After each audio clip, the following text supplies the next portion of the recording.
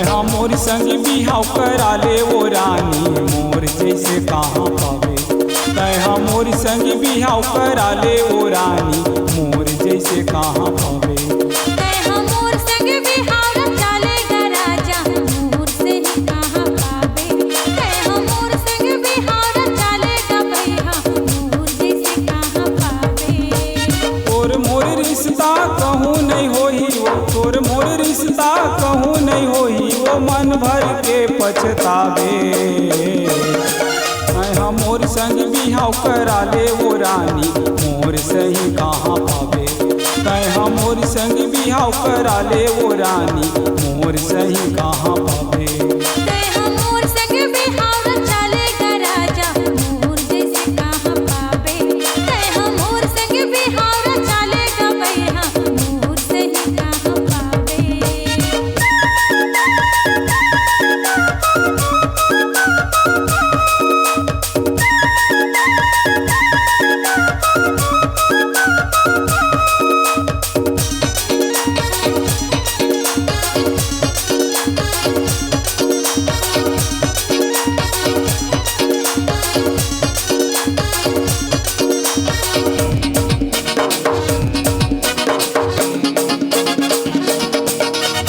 जब ले देखे तोला वही माया हो गे मोला।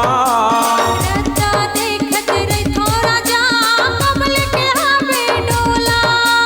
जब ले देखे तोला वही माया हो गे मोला। रत्ता देखत रही थोड़ा जा कमल के हावे डोला।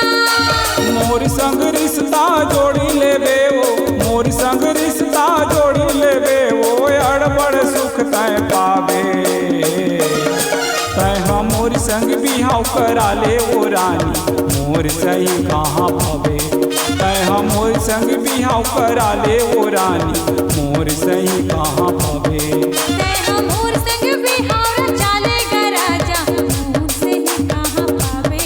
तैहा मोर संग बिहाव चलेगा संगी मोर जैसे कहाँ पावे।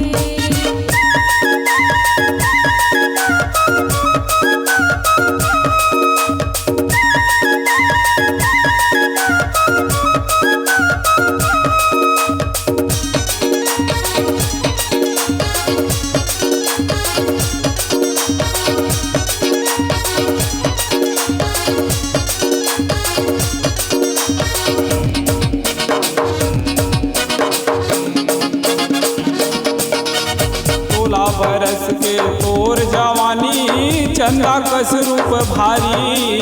हावर परा के डोला चढ़ा के ले जा पंडुआरी। 16 बरस के तोर जवानी चंदा कस रूप भारी। हावर परा के डोला चढ़ा के ले जा पंडुआरी। मयाला तैहा बढ़ा के वो रानी, मयाला तैहा बढ़ा के वो रानी मोला झन ठुकरावे। तैहा मोर संग बिहाव करा ले वो रानी मोर जैसे कहाँ पावे।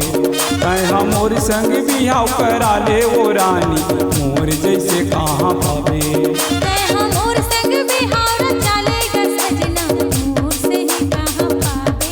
तैहा मोर संग बिहाव चलेगा सैया मोर जैसे कहाँ पावे।